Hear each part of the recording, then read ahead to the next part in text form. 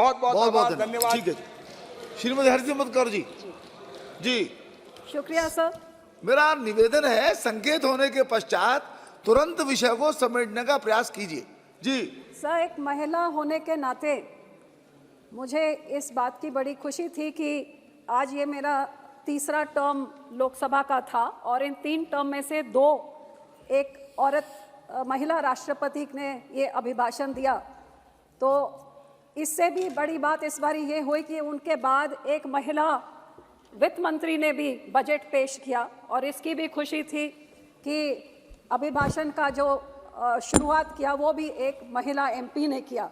तो जिस संसद में इधर आते सारी वुमेन रिजर्वेशन बिल सबसे बड़ा पहला बिल पेश किया गया था, मैं उम्मीद करती हूँ कि ये एक नए भारत में ये नए नियम और नई चीज़ें जो शुरू हुई हैं ये इसी तरह ये बढ़ती रहें, क्योंकि इसमें कोई शक नहीं कि हर एक महिला जो इस हाउस में पहुंची है वो सैकड़ों पुरुषों को के खिलाफ लड़के उनको हरा के तब यहाँ तक पहुंची है। तो ये महिला शक्तिकरण का एक बहुत अच्छा एग्जाम्पल मुझे देखने को मिला। सर, महामहिम जी ने अपने अभिभाषण में बहुत सारी उपलब्धियां गिनाई, बहुत अच्छा लगा। थोड़ी हैरानी भी हुई कई चीज़ों में कि कितने पेड़ पौधे लगाए हैं, कितने प्लाक लगाए हैं, कितनी सेल्फीज अपलोड हुई हैं। मुझे नहीं पता था कि अब ये एक नया स्टैंडर्ड बन गया है देश की अचीवमेंट्स का, लेकिन वो भी सुनने को मिला कि कितनी सेल्फियां ली हैं और कितने प्लाक्स लगे हैं। लेकिन सर हाँ, एक तरफ देश के प्राप्तियों में बहुत बढ़िया चंद्रयान होए, बुलेट ट्रेन होए, बहुत सारे एयरपोर्ट्स होए, बहुत बढ़िया रोड नेटवर्क हो, ये बहुत कुछ महामहिम जी ने कहा।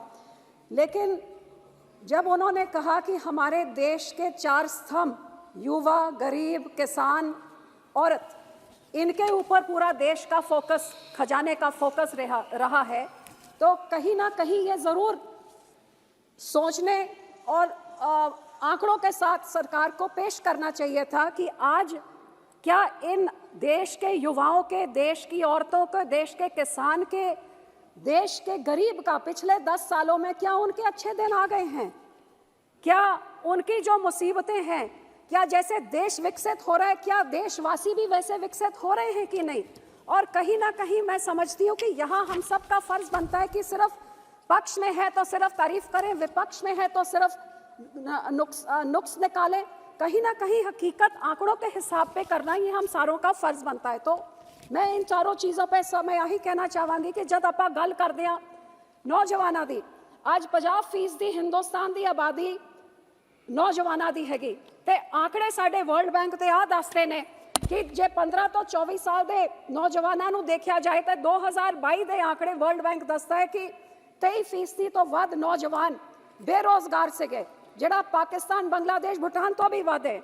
जिहड़ी centre for monitoring of Indian economy data है वो दसदा है 45.4% 12 तो 24 साल दे बेरोजगार से गए। एदा मतलब हर दूजा नौजवान देश से आज बेरोजगार है, ये हकीकत हैगी सर।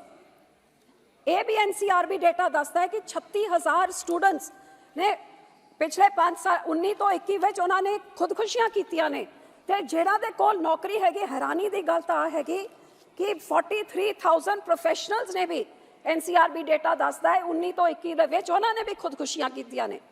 ते सर आही कारण हैगा शायद कि साडे देश विच 68% rise in students going abroad, देश छड़ के बाहर विदेशों में पढ़न वाल जा रहे हैं, जिहड़ा 6 ईयर ऑल टाइम हाई हैगा। अपने देश दे जिहड़े हिंदुस्तानी ने तकरीबन 2-3 लाख हिंदुस्तानियों ने अपने हिंदुस्तानी पासपोर्ट छड़ते, ते तकरीबन पंजाब च सब तो वध लोगों ने। ते अफसोस की गल हैगी कि जब महामहिम जी कहते हैं कि SC स्टूडेंट्स की इनरोलमेंट वधी है, हकीकत आ हैगी कि 14,000 SC ST OBC स्टूडेंट्स ने हायर स्टडीज़ तो उन्होंने ड्रॉप आउट करता हैगा। ते स्टूडेंट्स का तो मैं अपने सूबे तो ही दस सकती हाँ सर कि साडे टाइम च जिन्नी SC स्टूडेंट्स होंदे सी वो अद्धे रह गए हैगे, क्योंकि उन्होंने स्कॉलरशिप नहीं मिली, क्योंकि जेडे मंत्री साहब से कांग्रेस पार्टी के उन्होंने इन्ना वड्डा घपला किया कि 60,000 करोड़ घपल के खा गए अजकल जेलों च, तो स्टूडेंट्स को स्कॉलरशिप नहीं मिली तो SC रह गए पिछे। जिहदे करके मैं बेनती करती हाँ कि SCआं नूं होर सपोर्ट देने की लोड़ है। उन्हों का एनुअल इनकम 2.5 लाख जो 10 साल तो इनक्रीज़ नहीं होना 8 लाख तक किया जाए। एक होर बड़ी जरूरी चीज़ सर, आज देश च ड्रग्स का बहुत वड्डा मुद्दा हैगा। ਮੈਨੂੰ ਹੈਰਾਨੀ ਸੀ ਕਿ ਕਿਵੇਂ ਜਦ ਅਸੀਂ ਆਪਣੀ ਡੈਮੋਗ੍ਰਾਫਿਕ ਡਿਵੀਡੈਂਡ ਦੀ ਗੱਲ ਕਰਦੇ ਸੀ 10 ਸਾਲ ਪਹਿਲੇ, ਆ ਡੈਮੋਗ੍ਰਾਫਿਕ ਡਿਜ਼ਾਸਟਰ ਬਣੀ ਜਾ ਰਿਹਾ ਡਰੱਗਸ ਦੇ ਨਾਲ, ਇਹਦੀ ਗੱਲ ਆਪਾਂ ਕਿਉਂ ਨਹੀਂ ਕੀਤੇ? ਕਿਉਂਕਿ ਅੱਜ ਮੈਂ ਆਪਣੇ ਸੂਬੇ ਦੀ ਜੇ ਗੱਲ ਕਰਾਂ, ਪਾਕਿਸਤਾਨ ਦੇ ਰਾਹੀਂ ਡਰੋਨਸ ਦੇ ਰਾਹੀਂ ਰੋਜ਼ ਡਰੱਗ ਸਾਡੇ ਸੂਬੇ ਵਿੱਚ ਆ ਰਹੇ। ਪੰਜਾਬ ਦਾ ਹਰ ਕੋਨੇ 'ਚ ਹਰ ਪਰਿਵਾਰ ਹਰ ਪਿੰਡ ਡਰੱਗਸ ਤੋਂ ਪੀੜਤ ਹੈਗਾ। ਰੋਜ਼ ਖਬਰਾਂ 'ਚ ਨੌਜਵਾਨ ਡਰੱਗ ਓਵਰਡੋਜ਼ ਕਰਕੇ ਇਹ ਮਰ ਰਹੇ ਨੇ। ਤੇ ਕਿਉਂ ਇਹ ਸਰਕਾਰ ਉਹਨਾਂ ਡਰੱਗਸ ਨੂੰ ਡਰੋਨਸ ਨੂੰ ਰੋਕਣ ਵਾਸਤੇ 10 ਸਾਲਾਂ 'ਚ ਜਦ ਮੁਹਿੰਮ ਜੀ ਕਹਿੰਦੇ ਨੇ ਬਾਰਡਰਾਂ ਨੂੰ ਇਹਨਾਂ ਨੇ ਤਕੜਾ ਕਰਨ ਵਾਸਤੇ ਬਹੁਤ ਕੁਝ ਕੀਤਾ, ਤੇ ਆ ਕਿਉਂ ਨਹੀਂ ਕੀਤਾ? ਬਹੁਤ ਜ਼ਰੂਰੀ, ਬਹੁਤ ਇਹਦੀ ਲੋੜ ਹੈਗੀ ਸਭ। ਦੂਜਾ ਮੈਂ ਆਂਦੀਆਂ ਸਭ ਕਿਸਾਨਾਂ 'ਚ 60% ਦੇਸ਼ ਕਿਸਾਨੀ ਦਾ ਹੈਗਾ। ਵਾਅਦਾ ਕੀਤਾ ਸੀ 2015 'ਚ ਕਿਸਾਨਾਂ ਦੀ ਆਮਦਨ ਨੂੰ ਦੁੱਗਣਾ ਕੀਤਾ ਜਾਊਗਾ। NSO ਦਾ ਡੇਟਾ ਕਹਿੰਦਾ ਹੈ ਕਿ ਜਿਹੜਾ ਕਿਸਾਨ ਦਾ ਆਮਦਨ 8000 ਰੁਪਏ 2015-16 'ਚ ਸੀ, 18-19 ਤਾਈਂ ਉਹ ਇਕੱਲੇ 10,000 ਹੋਈ। ਉਹਦੇ ਬਾਅਦ ਤਾਂ ਡੇਟਾ ਹੀ ਨਹੀਂ ਦਿੱਤਾ। ਤੇ ਜੇ 15 ਤੋਂ ਲੈ ਕੇ 19 ਤਾਈਂ ਇਕੱਲੇ 2000 ਦਾ ਹੋਇਆ ਤਾਂ ਦੁੱਗਣੀ ਕਿਦੀ ਹੋਈ ਹੈ? ਇਹ ਦੱਸਣ ਦੀ ਲੋੜ ਨਹੀਂ ਕਿ ਕੀ ਕੁਝ ਦਿੱਤਾ। ਇਹ ਦੱਸੋ ਕਿ ਜਿਹੜਾ ਤੁਸੀਂ ਵਾਅਦਾ ਕੀਤਾ ਸੀ ਉਹ ਡਬਲ ਕਿਉਂ ਨਹੀਂ ਹੋਇਆ? ਕਿਉਂਕਿ ਇਸ NSO ਦਾ ਡੇਟਾ ਇਹ ਵੀ ਦੱਸਦਾ ਹੈ ਕਿ 50% ਕਿਸਾਨ ਪਰਿਵਾਰ ਅੱਜ ਕਰਜ਼ਾਈ ਹੋ ਗਏ ਨੇ, ਤੇ 5 ਸਾਲਾਂ 'ਚ ਇਹ ਕਰਜ਼ਾ 58% ਵੱਧ ਗਿਆ ਹੈ ਦੇਸ਼ ਦੇ ਕਿਸਾਨਾਂ ਦੇ ਉੱਤੇ। ਤੇ ਆ ਵੀ ਇੱਕ centre of science and environment ਜਿਹੜਾ ਡੇਟਾ ਦੱਸਦੀ ਹੈ ਕਿ ਕੱਲੇ 2021 'ਚ 10,880 ਕਿਸਾਨਾਂ ਨੇ ਖੁਦਕੁਸ਼ੀ, ਮਤਲਬ ਸਾਡੇ ਦੇਸ਼ 'ਚ ਹਰ ਘੰਟੇ 'ਚ ਇੱਕ ਕਿਸਾਨ ਖੁਦਕੁਸ਼ੀ ਕਰ ਰਿਹਾ ਹੈ। ਤੇ ਕਿਤੇ ਨਾ ਕਿਤੇ ਕਿਸਾਨੀ ਸੰਕਟ ਹੈਗੀ। ਮੈਂ ਆਪਣੇ ਸੂਬੇ ਪੰਜਾਬ ਜਿਹੜਾ ਇੱਕ ਕ੍ਰਿਸ਼ੀ ਦੇਸ਼ ਸੂਬਾ ਹੈਗਾ, ਉਹਦੇ ਬਾਰੇ ਮੈਂ ਤੁਹਾਨੂੰ ਦੱਸਾਂ ਤੇ ਸਭ ਤੋਂ ਵੱਧ ਕਰਜ਼ਾਈ ਪੰਜਾਬ ਦੇ ਕਿਸਾਨ ਹੈਗੇ। ਅੱਜ ਪੰਜਾਬ ਜਿੱਥੇ 80-85% ਸਭ ਸਮਾਲ ਤੇ ਮਾਰਜਨਲ 5 ਏਕੜ ਵਾਲੇ 3-3 ਲੱਖ ਦਾ ਕਰਜ਼ਾਈ ਹਰੇਕ ਕਿਸਾਨੀ ਘਰ ਦੇ ਉੱਤੇ ਹੈਗਾ। ਇਹ ਕਿਸਾਨੀ ਸੰਕਟ ਬਹੁਤ ਵੱਡਾ ਹੈਗਾ ਤੇ ਹਜ਼ਾਰਾਂ ਕਿਸਾਨ ਰੋਜ਼ ਪੰਜਾਬ 'ਚ ਖੁਦਕੁਸ਼ੀ ਕਰ ਰਹੇ ਨੇ। MSP ਦੀ ਗੱਲ ਮਹਾ ਮੁਹਿੰਮ ਨੇ ਕਿਹਾ 18 ਲੱਖ ਕਰੋੜ, ਲੇਕਿਨ 850 ਕਿਸਾਨ ਸ਼ਹੀਦ ਹੋ ਗਏ ਕਿਸਾਨੀ ਅੰਦੋਲਨ 'ਚ। ਉਹਨਾਂ ਨੂੰ ਕਿਹਾ ਸੀ MSP ਦੀ ਕਮੇਟੀ ਬਣਾਈ ਜਾਊਗੀ, ਇੱਕ ਲਾਜ਼ਮੀ ਕਮੇਟੀ, ਜਿਹਦੇ ਨਾਲ ਸਵਾਮੀਨਾਥਨ ਕਮੇਟੀ ਦੀ ਜਿਹੜੀ ਰეკਮੈਂਡੇਸ਼ਨ C2+50% ਉਹਨੂੰ ਲਾਜ਼ਮੀ ਬਣਾਇਆ ਜਾਊਗਾ। 2 ਸਾਲ ਨਿਕਲ ਗਏ, ਅੱਜ ਤੱਕ ਕਮੇਟੀ ਨਹੀਂ। ਹਕੀਕਤ ਆ ਹੈਗੀ ਕਿ ਜਿਹੜੇ ਅੱਜ ਕਣਕ ਨੂੰ ਲੈ ਲਈਏ, ਉਹਦੇ DAP, ਯੂਰੀਆ, ਬਿਜਾਈ, ਫਰਟੀਲਾਈਜ਼ਰ, ਉਹਦੀ ਵਾਢੀ ਕਟਾਈ 80% ਇਨਕਰੀਜ਼ ਹੋ ਗਈ ਹੈ ਕਾਸਟ ਇਨਪੁਟ, ਤੇ ਆਊਟਪੁੱਟ ਸਾਡਾ MSP ਅਜੇ 30-40% ਕਿਸਾਨ ਨੂੰ ਜੇਬ ਤੋਂ ਭਰਨਾ ਪੈਂਦਾ ਹੈ। ਹਕੀਕਤ MSP ਦੀ ਆ ਹੈਗੀ। ਤੇ ਜਦ ਕਿਸਾਨ ਦੇ ਕੋਲ ਕੋਈ ਮੌਕਾ ਹੁੰਦਾ ਕਿ 2 ਪੈਸੇ ਕਮਾ ਲੇ, ਯੂਕਰੇਨ ਦੇ ਵਾਰ 'ਚ ਵੀਟ ਦੀ ਪ੍ਰਾਈਸਿਸ ਵਧੀਆਂ ਤੇ ਸਰਕਾਰ ਨੇ ਐਕਸਪੋਰਟ ਹੀ ਬੰਦ ਕਰਤਾ ਤਾਂ ਕਿ ਕਿਸਾਨ ਦੇ ਜੇਬ 'ਚ ਕੁਛ ਨਾ ਆਏ। ਸੋ ਇਸ ਕਰਕੇ ਮੈਂ ਬੇਨਤੀ ਕਰਦੀ ਹਾਂ ਕਿ ਇਹ ਤੁਸੀਂ ਸਕੀਮਾਂ ਜਿਹੜੀ ਚਲਾਉਂਦੇ ਹੋ ਬਹੁਤ ਵਧੀਆ 6000 ਰੁਪਏ ਵਾਲੀ ਸਕੀਮ ਤੁਸੀਂ ਚਲਾਏ, ਕਿਸਾਨ सम्मान निधि ਬਹੁਤ ਚੰਗੀ ਗੱਲ ਹੈ। ਲੇਕਿਨ ਕਿਉਂ ਇਹ ਸਕੀਮ ਨੂੰ ਜਿਹੜਾ 2021 'ਚ 10 ਕਰੋੜ 90 ਲੱਖ ਕਿਸਾਨਾਂ ਨੂੰ ਮਿਲਦਾ ਸੀ, ਫਿਰ 2023-24 'ਚ ਇਹਨੂੰ 8.5 ਕਰੋੜ ਕਿਸਾਨਾਂ ਨੂੰ ਸਿਰਫ ਲਾਭਾਰਥੀ ਕਿਉਂ ਘਟਾ ਕਿਉਂ ਦਿੱਤੇ? ਕਿਸਾਨਾਂ ਦੇ ਆਮਦਨ ਵਧੀ ਤਾਂ ਹੈ ਨਹੀਂ। ਹੁਣ ਸਾਡੇ ਪੰਜਾਬ 'ਚ ਜਿਹੜਾ 1.5% ਹਿੰਦੁਸਤਾਨ ਦੀ ਜ਼ਮੀਨ ਹੈ, ਲੇਕਿਨ 30% ਅੰਨ ਜਿਹੜੇ ਤੁਹਾਡੇ 80 ਕਰੋੜ ਲਾਭਾਰਥੀ ਹੈਗੇ ਜਿਨ੍ਹਾਂ ਤੁਸੀਂ ਰਾਸ਼ਨ ਦਿੰਦੇ ਹੋ, ਸਭ ਤੋਂ ਵੱਡਾ ਯੋਗਦਾਨ ਉਹ ਪੰਜਾਬ ਦਾ ਕਿਸਾਨ ਜਿਹੜੀ ਇੰਨੀ ਤੋਂ ਜ਼ਮੀਨ ਤੋਂ ਇੰਨਾ ਸਾਰਾ ਉਪਜ ਕਰਦਾ ਹੈ। ਪੰਜਾਬ 'ਚ ਤੁਸੀਂ 26% ਕਿਸਾਨ ਨਿਧੀ ਸਮਾਨ ਵਾਲੇ ਯੋਜਨਾ ਦੇ ਕਿਸਾਨਾਂ ਦੀ ਬੈਨੀਫਿਸ਼ਰੀ ਨੂੰ ਤੁਸੀਂ 26% ਘਟਾਤਾ। ਕਿਉਂ? ਸਾਡਾ ਕਸੂਰ ਕੀ ਸੀਗਾ? ਸਾਡੇ ਨਾਲ ਇਹ ਵਿਤਕਰਾ ਕਿਉਂ? ਤਾਂ ਕਿਸਾਨਾਂ, ਪੰਜਾਬ ਦੇ ਕਿਸਾਨਾਂ ਨੇ ਆਪਣਾ ਪਾਣੀ ਖੋਇਆ, ਆਪਣਾ ਖੂਨ ਪਸੀਨਾ ਬਹਾਇਆ ਦੇਸ਼ ਨੂੰ ਅੰਨ ਨੂੰ ਸਰਪਲਸ ਕਰਨ ਵਾਸਤੇ, ਤੇ ਸਾਡੇ ਨਾਲ ਇਹ ਤੱਕ ਫਸਲ ਬੀਮਾ ਯੋਜਨਾ ਇਹ ਤਾਂ ਕੋਈ ਦੱਸਦਾ ਨਹੀਂ ਹੈਗਾ ਕਿ ਇਸ ਬੀਮਾ ਕੰਪਨੀਆਂ ਨੇ ਕਿਵੇਂ 57,000 ਕਰੋੜ ਰੁਪਏ ਕਮਾ ਲਿੱਤੇ ਨੇ ਇਸ ਯੋਜਨਾ ਤੋਂ। ਤੇ ਸਾਡਾ ਪੰਜਾਬ ਦਵਾਨੀ ਨਹੀਂ ਮਿਲਦੀ ਸਾਨੂੰ ਸੈਂਟਰ ਤੋਂ। ਸਾਡਾ ਮੁੱਖ ਮੰਤਰੀ ਕਹਿੰਦਾ ਸੀ ਜੇ ਕੋਈ ਆਪਦਾ ਆ ਜੂਗੀ, ਆਮ ਆਦਮੀ ਪਾਰਟੀ ਕੋਈ ਆਪਦਾ ਆ ਜੂਗੀ, ਕਿਸਾਨ ਦੀ ਬਾਹ ਫੜਾਂਗੇ, ਸਿੱਧੇ ਗਦੋਰੀਆਬਾਦ ਨੂੰ ਹੋਣਗੇ ਤੁਹਾਡੇ ਖਾਤੇ ਮਰੀ ਹੋਈ ਮੁਰਗੀ। ਦਵਾਨੀ ਨਹੀਂ ਦਿੱਤੀ। ਉਹ ਹੜ੍ਹ ਆ ਗਏ, ਬਾੜ ਆ ਗਿਆ, ਕਿਸਾਨ ਮਰ ਗਏ, ਲੇਕਿਨ ਕਿਸੇ ਨੇ ਬਾਹ ਨਹੀਂ ਫੜੀ। ਫਿਰ ਮੈਂ ਆਉਂਦੀ ਹਾਂ ਗਰੀਬਾਂ ਦੇ ਉੱਤੇ। ਗਰੀਬਾਂ ਵਾਸਤੇ ਬਹੁਤ ਵਧੀਆ ਮੈਂ ਸਮਝਦੀ ਹਾਂ ਜਿਹੜਾ ਆਯੁਸ਼ਮਾਨ ਭਾਰਤ ਤੁਸੀਂ ਕੀਤਾ ਹੈ, ਬਹੁਤ ਵਧੀਆ ਕੰਮ ਕੀਤਾ ਹੈ।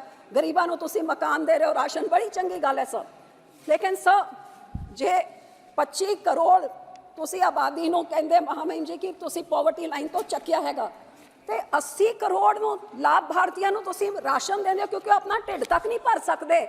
ਤੇ ਜਿਹੜਾ ਬੰਦਾ ਆਪਣਾ ਢਿੱਡ ਨਹੀਂ ਭਰ ਸਕਦਾ, ਆਪਦਾ ਮਕਾਨ ਨਹੀਂ ਬਣਾ ਸਕਦਾ, ਆਪਣੀ ਲੈਟਰਿਨ ਟਾਇਲਟ ਤੱਕ ਨਹੀਂ ਬਣਾ ਸਕਦਾ, ਫਿਰ ਤੁਸੀਂ ਆ ਕਿਵੇਂ ਕਹਿੰਦੇ ਹੋ ਕਿ ਭਾਰਤ ਵਿਕਸਿਤ ਹੋ ਰਿਹਾ ਹੈਗਾ ਜਦ ਹਿੰਦੁਸਤਾਨ ਦਾ ਹਾਲ?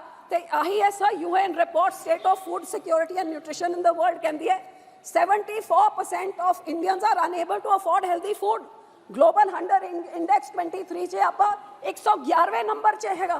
साडी 2/3 कुड़ियां अनीमिया ते सह हकीकत हैगी कि आज आमदन वधी नहीं है, महंगाई इन्नी वध गई है, पेट्रोल 40%, डीजल 60%, आज दालां 70% वध गई ने उन्हां दी कीमतां, अन्न की कीमत 75, मिल्क पे मिल्क प्रोडक्ट्स 77% सिंस 2012। इन्ना सारा आज रोटी बनाने वास्ते 5 साल पहले जिन्ना खर्चा होंदा सी आज 65% उस तो वध खर्चा आज हो रहा है आ महंगाई दे कारण करके। आज थोड़ी आरबीआई का डेटा दसदा है सब 5 मिनट नहीं, within 1 minute जी प्लीज। आरबीआई का डेटा दसदा है कि लोगों की आमदन विच 5.1% गिरावट हुई है ते उन्हां दी जिहड़ा कर्जा है वो 5.8% बन गया हैगा। सर ये अच्छे दिन तो नहीं कह सकते लोगों के लिए। आखिर पे मैं आती हूँ सर औरतों के ऊपर। हाँ मैं मानती हूँ कि औरतों के लिए बहुत अच्छी चीज़ें कही, मैं उसकी तारीफ करती हूँ कि आपने 70% आवास औरतों के नाम पे, बहुत बढ़िया चीज़, इसके लिए तो मेरा ख्याल सबको ताली बजानी चाहिए। आपने ये भी कहा कि 30 करोड़ औरतों को मुद्रा के लोन आपने दिए, आपने उनके लिए टॉयलेट बनाए, आपने मैटरनिटी लीव को 26 हफ्ते का दी, बहुत बढ़िया चीज़ें आपने की। पर सर जो आपकी एनसीआरबी की रिपोर्ट है वो कहते हैं 19 और 22 से तो क्राइम अगेंस्ट वुमेन में तो 10% का इंक्रीज हुआ है। और मणिपुर में क्या हुआ, आज हमारी वो महिलाएं जो रेसलर हैं जिन्होंने देश का नाम रोशन किया, कैसे फुटपाथ पे अपने मेडल छोड़ रही हैं। तो सर ये बेटी बचा के फिर उनका ये हाल होगा तो फिर उसको पढ़ाने का क्या फ़ायदा है। और इसीलिए जेंडर इनइक्वालिटी इंडेक्स में हम 122 नंबर पे हैं। और जब ये नारी शक्ति हम वुमेन रिजर्वेशन बिल हम पास करते हैं लेकिन उसकी कोई डेट ही नहीं देते कि कब से लागू होगा। आप बोल देते हैं कि इतने ट्रिलियन इकोनॉमी 2028 में हो जाएगा, 30 ट्रिलियन 47, तो ये भी बता दीजिए ना कि ये 33% रिजर्वेशन ये 2027 में आएगा, इस 8 में कब, ये बता दीजिए। सो आखिर में सब मैं यही कहना चाहूँगी, जब राष्ट्रपति जी कहते हैं कि हम बड़े गर्व से कि हम फ्रेजल 5 से हम टॉप 5 पे हो गए, ये बहुत अच्छी चीज़ है। लेकिन ये फ्रेजाइल 5 से टॉप 5 में सिर्फ देश के वो 10% जिन्हों के पास 90% वेल्थ है कि या वो 90% जो दबे कुचले गरीब हैं, ये ज़रूर सोचने की बात है। और इसके बारे में ध्यान रखें क्योंकि जो IMF का डेटा है वो कहता पर कैपिटा इनकम जो असली में बताता है वो हिंदुस्तान ने जिन्हों 5 देशों को छोड़ के जो आगे ऊपर बढ़ा है, आज हिंदुस्तान का पर कैपिटा इनकम सिर्फ 2,14,000 है। और चाइना जो हमारे बराबर की पॉपुलेशन है उनका 11,29,000 है। और जो दूसरे देशों को इंडोनेशिया, ब्राजील, यूके वो सब उनके पर कैपिटा हमसे ज़्यादा है। सो सर ये हम ये नहीं, इसके पीछे नहीं छुप सकते कि यूपीए ने ये किया और हमने ये किया। यूपीए को तो भगा दिया लोगों ने ताकि आप उससे अच्छा बेहतरीन काम करें। और देश विकसित तभी हो सकता है जब देशवासी आत्मनिर्भर हो। और आज 80 करोड़ लोगों को आपको खाने तक का पेट भरने के लिए सरकार को देना पड़ रहा है। श्री हसनैन मसूदी जी, कैसे हम कह सकते हैं कि देश आगे बढ़ रहा है और देश विकसित हो रहा है। सो इन्हीं शब्दों से मैं उम्मीद करती हूँ कि जो कमियां रह गई हैं उनकी तरफ सरकार ज़्यादा ध्यान देगी और विकसित देश में आत्मनिर्भर लोग हों तभी देश का भला हो सकता है। शुक्रिया सर। जी जनाब शुक्रिया।